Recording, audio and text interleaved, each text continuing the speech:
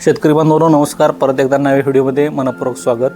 शेतकरी बांधवांनो, कोणत्याही पिकांना अचानक दिलेली रासायनिक खते त्या पिकामध्ये पेशी विभाजनाचा प्रचंड वेग वाढवतात आणि अचानकपणे वाढलेला प्रचंड वेग झाडाला त्यामध्ये ताणात घेऊन जातात आणि त्या ताणातून त्या पिकाला जर बाहेर नाही पडता आलं तर त्या ठिकाणी डिफिशियन्सी क्रिएट होते आणि डिफिशियन्सी आली का डिसऑर्डर येते. डिसऑर्डर आली की ते पीक कोणत्या तरी रोगाचं डिसीजचं इंडिकेशन द्यायला सुरुवात करतं. त्यासाठी आपल्याला कोणत्याही पिकाला जर रासायनिक खते द्यायची असल्यास त्या पिकाला भट्टी लावून देणं खूप महत्त्वाचं आहे. आता भट्टी कशी लावायची त्याबद्दल आपल्याला थोडक्यात सांगतो.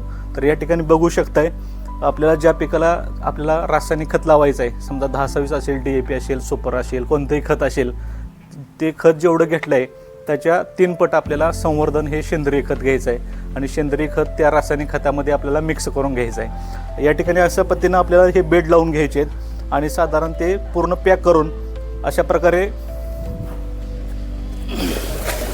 ते पूर्ण झाकून घ्यायचं आहे आणि असं पूर्ण झाकून हे 7 ते 8 दिवस ठेवायचं आहे आपल्याला आणि 8 दिवसानंतर आपल्याला ते काढायचं आहे. त्यावेळी ते रासायनिक खताचं पूर्णपणे त्या सेंद्रिय खतामध्ये चिलिशन झालेलं असतं आणि अशा वेळी जर आपण हे अशा प्रकारचं भट्टी खत तयार करून गेलं तर त्या पिकावर कोणत्याही प्रकारचा ताण येत नाही, डिसऑर्डर येत नाही, डिफिशियन्सी येत नाही आणि डिसीजसुद्धा येणार नाही. तर शेतकरी बांधवांनो, अशा प्रकारे भट्टी खत लावून देणं खूप महत्त्वाचं आहे. धन्यवाद.